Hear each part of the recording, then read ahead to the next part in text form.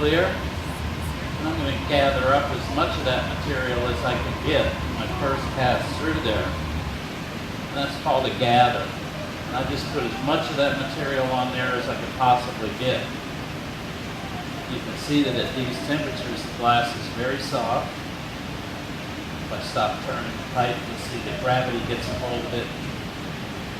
And if the glass is hot enough, it'll pull it right onto the floor.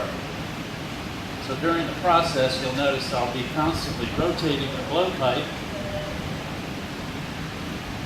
to keep the glass on center. I'm now going to use a tool called a block. It's made out of waterlogged black cherry wood. And I'm going to use that to get the glass into a nice, even, symmetric form. This block is made out of waterlogged black cherry wood, and when it comes in contact with the molten glass, it creates a layer of steam. And that layer of steam allows the glass to float along in a cup being shaped by the wood without actually making contact with the wood. It's got that layer of steam separated. So I'm going to let that first gather cool just slightly so that it acts as a solid foundation. I'm going to get another gather. This is how we increase the amount of material on the end of the pipe, is by building in gathers and layers, one on top of the other. Get another gather.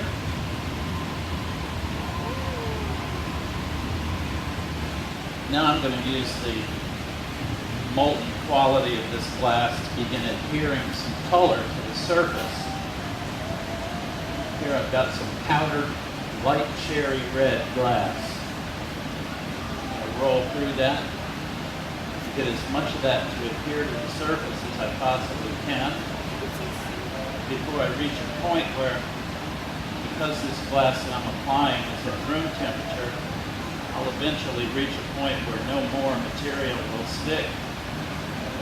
And then at that point, I'm going to head over to our reheating unit, which is traditionally referred to as a glory hole and attains temperatures of up to 2,500 degrees. The only glass in this heating unit is the glass that's on the end of my blowpipe. I'm going to turn the narration duties now over to Mr. David Spurgeon.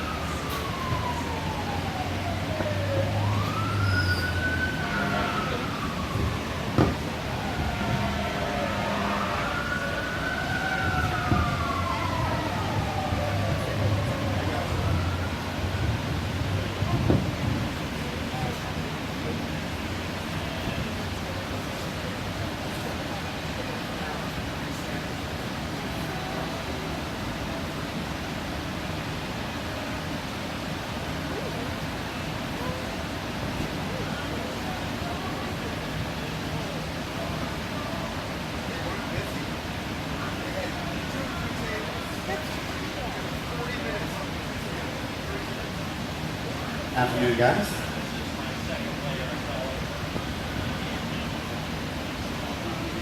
So once he gets enough color on there that he's confident that it's not going to wash out too thin once he starts expanding it, he's going to go ahead and put a pattern into that color.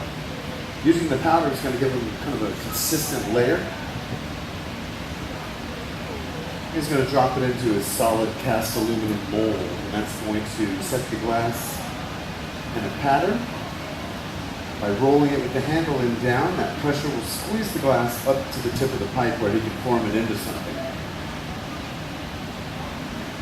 Then he'll touch the nose down, create a little drag, and twist it. Just twisting that pattern right up, kind of bunches the glass up, so he'll roll it on the back end again, squeeze the glass back up to the tip of the pipe. Everything that's off of the pipe is what he's forming into his bowl. Everything that's wrapped around the tip of the pipe itself is called the moil. And the moil is very important. It gives the bubble a transition of glass onto the steel pipe, but you want most of the glass off the pipe that you're forming.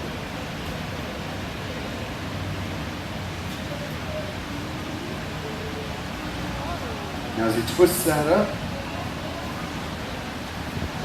all of those grooves are going to kind of start squishing back together. It's going to end up becoming smooth on the surface again.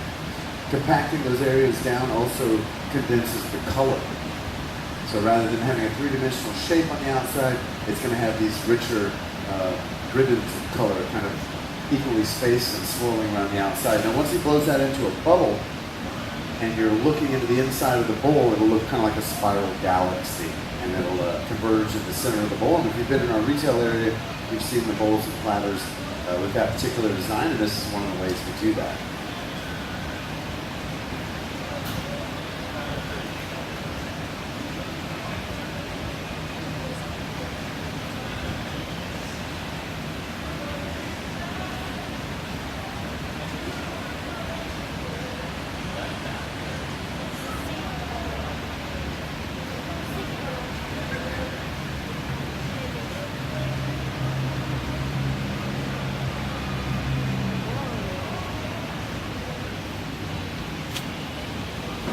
Okay, so he's going to get that into a uniform shape.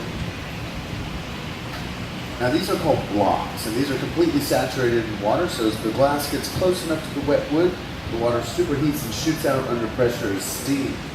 That pressurized steaming action pushes against the glass so it doesn't make contact with the wood and stick. It's called the Leidenfrost effect.